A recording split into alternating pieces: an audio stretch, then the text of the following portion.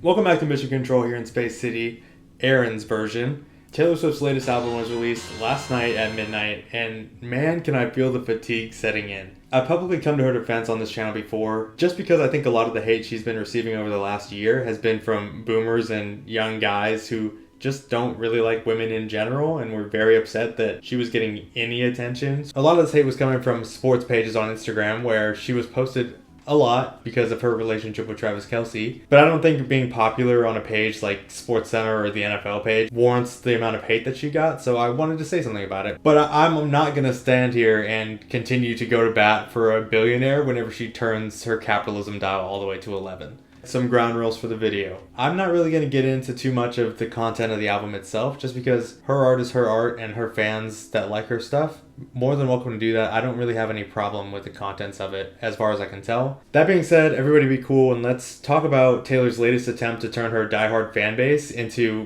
basically a money printer. See, the problem with the Tortured Poets department is not that it has the most millennial name of all time, but that just like her last album, Midnights, there are multiple versions being released at different times that have different exclusive bonus tracks on them. Midnights had 4 different album variations that were widely released. There were a couple available at individual shows, I guess, but this is a diagram I found on one of the many Taylor Swift subreddits of what each album had and didn't have, because I think it just makes it easier to see in graph format because there is too much going on already. But at the very least, each of the different variations comes with more than one exclusive track on it, right? There's 2 or 3 on each one. Now, unlike Midnights, the Tortured Poets department, which does not roll off the tongue, by the way, I just gotta say that, each different version of the album has only one exclusive track. So, listen, I've done something unspeakable, and I've gone to the Us Weekly website and found an article about this. So Taylor announced the album was coming out for the first time at the 2024 Grammy Awards. And that day she revealed the original album cover photo that was going to be on the original version of the album.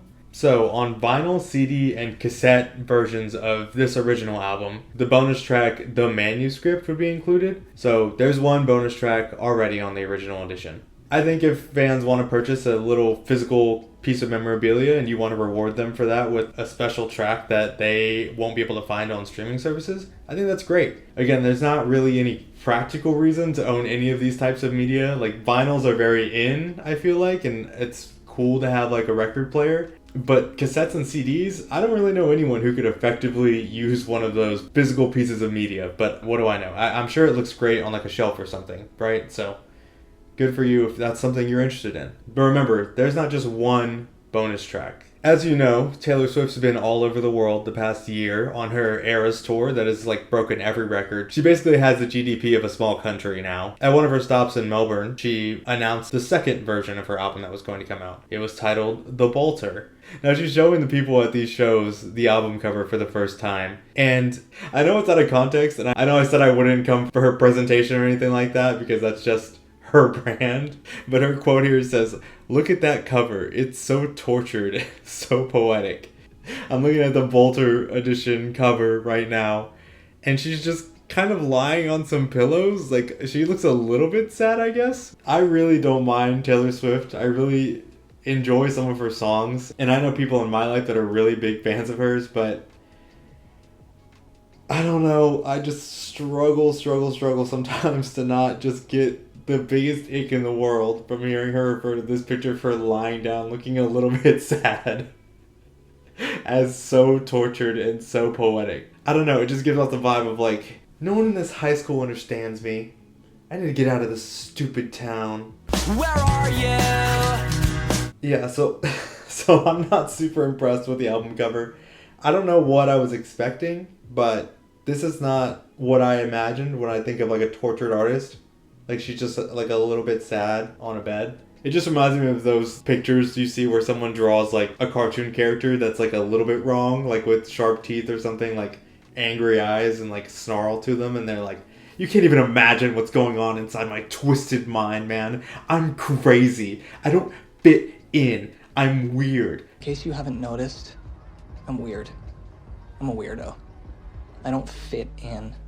Dude, yeah, you're being weird right now for sure, but this is the most normal behavior I've ever seen in my entire life. Every day when I get home from work, I look like this.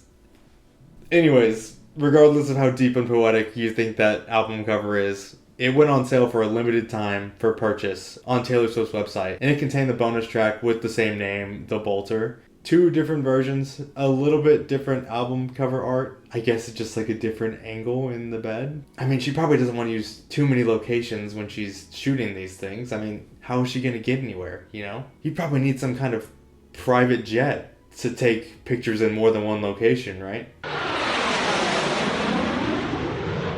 But there is more. The 3rd album variant that she released is called the Albatross. And no, I don't think it means that she's really good at golf.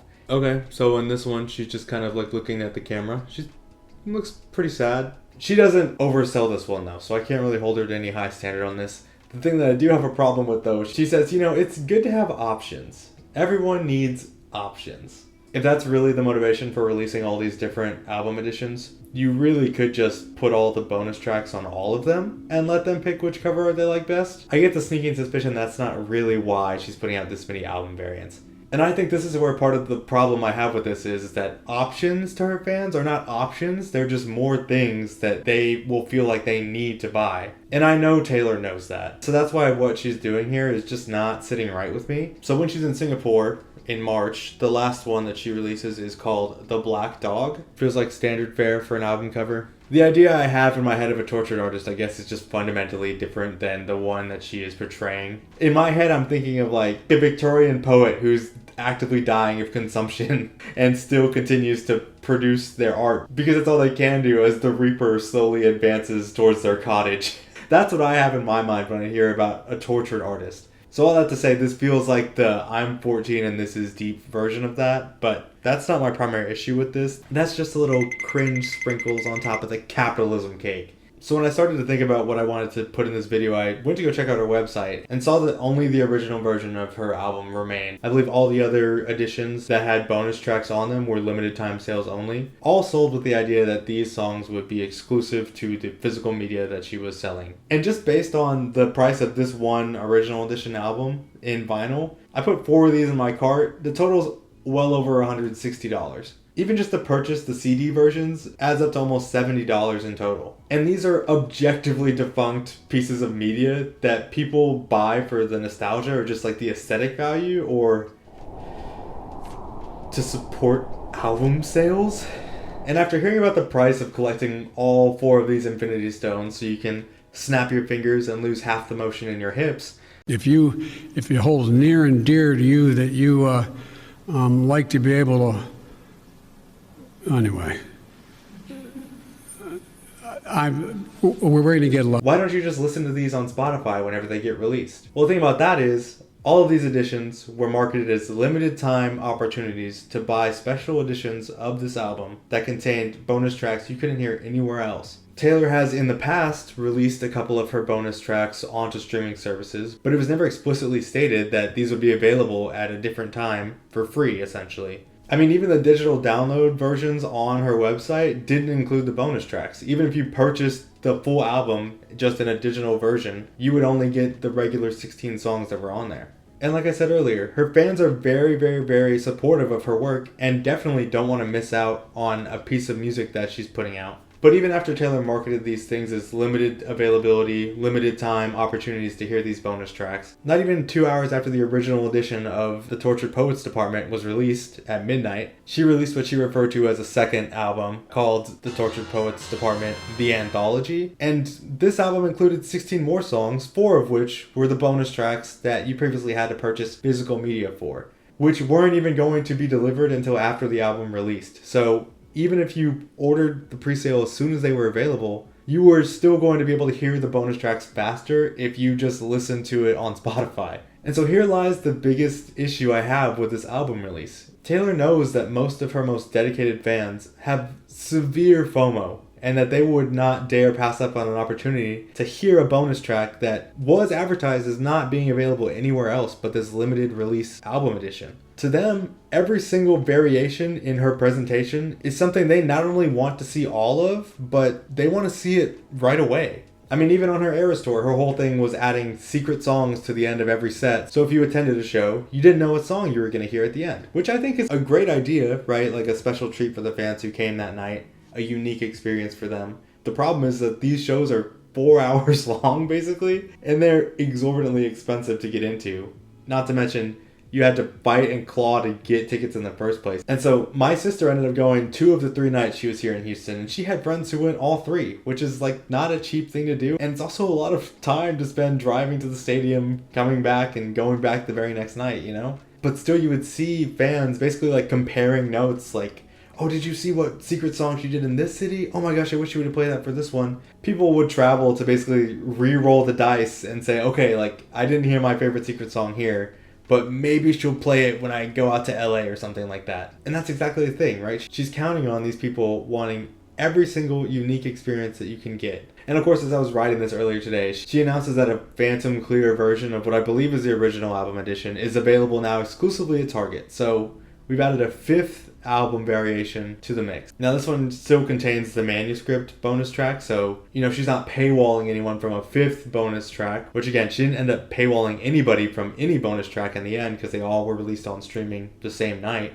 But now what are we left with? We have what amounts to what I'll generously call 2 albums, even though they're clearly part of the same work. Like, it's basically just like a deluxe album that got released. They're all available on streaming.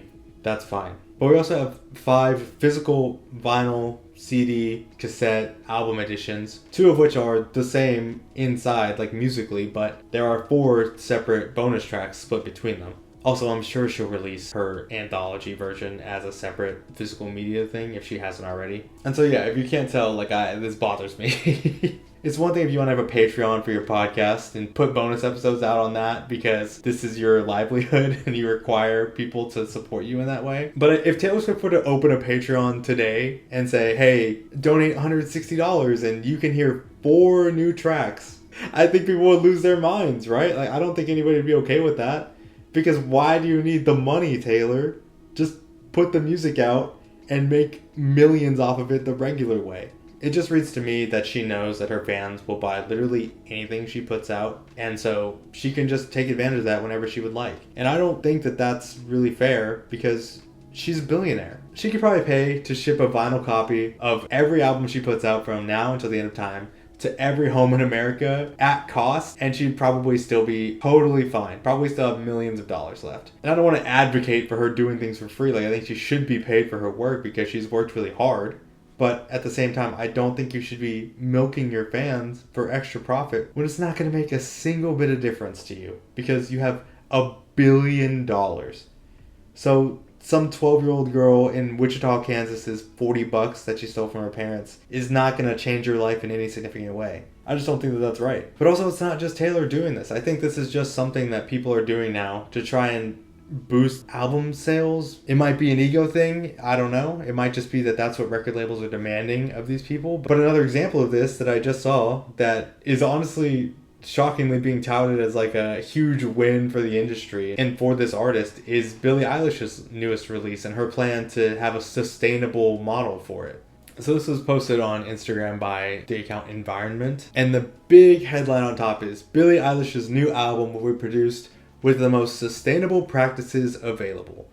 Their caption for this post is, Billie Eilish is a sustainable celebrity the music industry needs right now. Let's see what that actually entails, because I might have some issues with this description of this behavior in a second. So first thing, the album will be produced with 100% recyclable materials. That's great. That's a good start. It doesn't immediately mean much to me because I don't really know what you mean by producing the album, right? Like, I guess like physically making copies of it, which again, you don't need to do at all. So one strike against it being sustainable, but whatever. So the vinyl records is what they're talking about. They'll use plant-based ink and replace the plastic shrink wrap with recycled paper and boards. This says it'll reduce emissions by 90% and still have the same audio quality. So again, I don't think that there's a need for vinyls. I think we're just making more junk. But if it's something you like to have around the house, that's fine.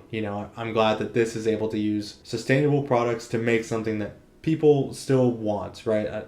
There's not really any utility for it, so if you can cut back, I suggest maybe you do. But if it's something that you really want, that's great. I think this is a good alternative to just making things out of plastic. All right, so here's where she might have scored a win in my book, because it says here, every vinyl variant will be released with the same artwork on the cover, And the track list will be the same as well to reduce multiple purchases. That sounds really good on paper. It sounds like exactly the opposite of what Taylor Swift is doing. But the problem is, why then are there variants, right? What do you mean variants if they're the same? Well, they're not the same. The actual physical vinyl itself is the thing that's changing, right? There's one standard black edition, and then there's 7 different colors. And so if the purpose of this is to reduce multiple purchases, then just make one. Right? You can paint it however you like, but the issue here is that you're still making more things for that person to buy. And this is just taking another way to make the manufacturing process less efficient and use more resources, and then